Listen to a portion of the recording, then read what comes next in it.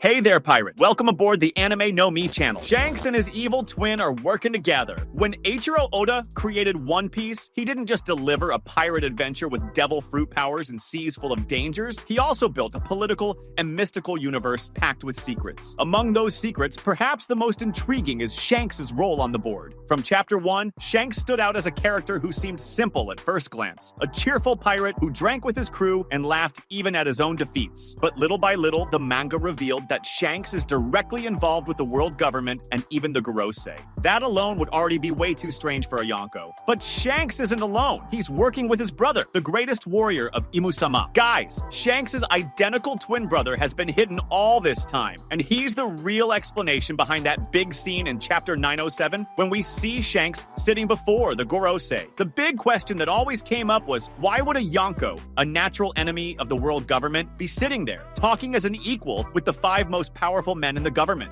The most obvious explanation would be that he had absurd influence, but now we know that wasn't Shanks. It was Shamrock, his identical twin, leader of the God Knights, fulfilling his role as a direct advisor to Imu-sama. In Chapter 1086, Saint Saturn mentions the God Knights, a mysterious and extremely important group. So far, Oda hasn't revealed much about them, but it's easy to imagine their role as acting as Imu-sama's direct armed force above even the Navy and Cypher Paul carrying out secret missions. That's what we're seeing them do so far. When we think about Shamrock, Shanks' twin brother, it becomes clear that the idea of him being an absolute villain doesn't quite fit Oda's style of storytelling. Oda usually writes characters with layers, rarely labeling anyone as just good or evil. Shamrock's connection to the God Knights and the world government may actually be an act, a necessary role within the political game, while Shanks works from the outside, keeping the seas balanced as a Yonko. That would explain, for example, why Shanks had direct access to the Gorosei at Mary Joyce, something no pirate could achieve so easily unless there was an inside connection. That connection could be Shamrock, the brother within the system, opening the doors for Shanks to step in during key moments. Their apparent antagonism may be necessary theater, because if Shamrock openly revealed himself as Shanks' ally in front of Imu and the government, he'd be eliminated immediately. Pretending absolute loyalty to the celestial power is the only way he can stay alive and keep working as a double piece of spy from within. That would put him in the same category as characters like Kuzan and X-Drake, who play the infiltration game, pretending to be enemies while actually working toward another cause. In this case, Shamrock wouldn't be a true villain, but a key actor in a much bigger play, helping Shanks prevent Imu and the Gorosei from maintaining absolute control over the world. Their blood bond strengthens this theory. If Shanks and Shamrock are the sons of Figureland Garling, that would place them in strategic positions. One heir inside the government, the other a feared pirate able to mediate balance on the seas. This division may not be by chance, but part of a plan. It's even possible that Garling himself set it up at some point, but nothing stops the brothers from having turned the game around, using the Figureland name against the system itself. That would make Shamrock a crucial piece, giving Shanks the freedom to move without the government immediately viewing him as a threat. If we think about Shanks' enigmatic tone, rarely showing his true intentions, it's easy to imagine that he always had someone feeding him inside information. Shamrock could be exactly that figure. The villain's mask he wears today guarantees his position as a God Knight, but his hidden actions may align with Shanks, both working toward the same ultimate goal, taking down Imu and paving the way for a world where freedom isn't dictated by untouchable gods. In that sense, Shamrock wouldn't be the monster he appears to be, but Shanks' most dangerous and valuable secret ally. The big twist in this theory is seeing Shamrock not as an enemy, but as an infiltrator. Shanks' meeting with the Gorosei during the reverie has always been a point of debate. How could a Yonko, a natural enemy of the government, have such easy access to the heart of world power? Now, if we accept that the one who appeared wasn't Shanks but Shamrock, that whole issue changes. The Shanks speaking to the elders was actually the infiltrated twin, using the government's trust in him as a God Knight to clear the way for his brother's secret moves. So, instead of representing betrayal, that meeting would actually represent the brothers' complicity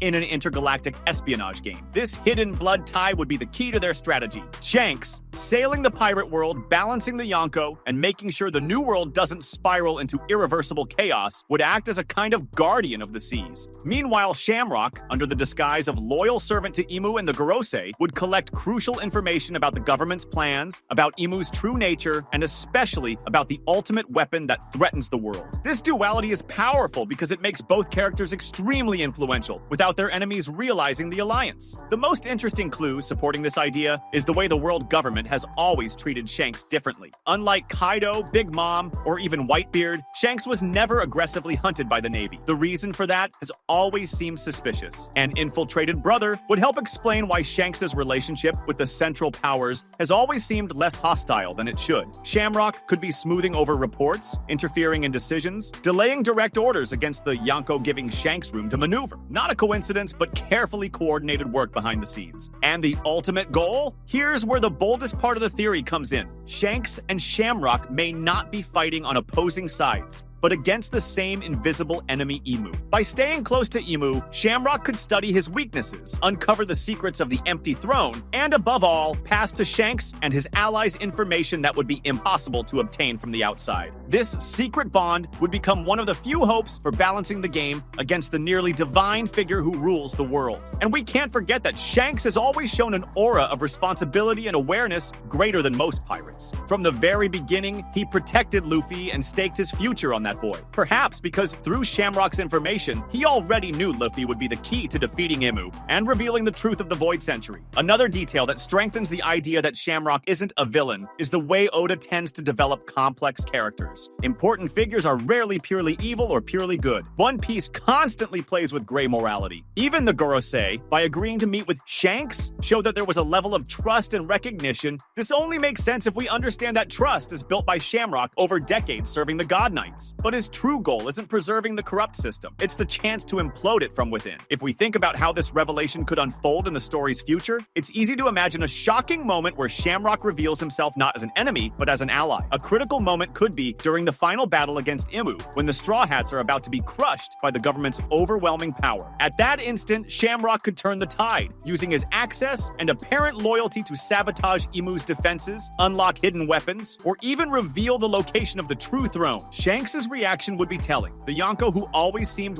one step ahead, would show that he was never really alone. This type of narrative fits perfectly with Oda's style, which loves to plant seeds of mystery years before the payoff. The appearance of Shanks at the Reverie, which seemed isolated, could turn out to be proof that it was never the real Shanks, but his twin brother. The revelation of the God Knights, powerful and mysterious, would be turned upside down once we discovered that one of them had always been playing both sides. This would create one of the biggest twists in the entire final saga. The secret alliance of two brothers, one pirate, and one knight against the darkest entity of all. In this way, Shamrock would no longer be seen as a submissive villain, but as a key piece for victory. His facade of loyalty to the world government would be nothing more than a carefully constructed mask. The blood tie with Shanks would guarantee that they were never truly on opposite sides, but operating on different fronts toward the same goal, taking down Imu, revealing the truth, and paving the way for the new dawn that Joy Boy and Luffy represent. That was today's content. We hope you liked it and want to share your opinion on the subject. Don't forget to share the video, give it a thumbs up, and I'll see you in the next video. Take care and stay amazing.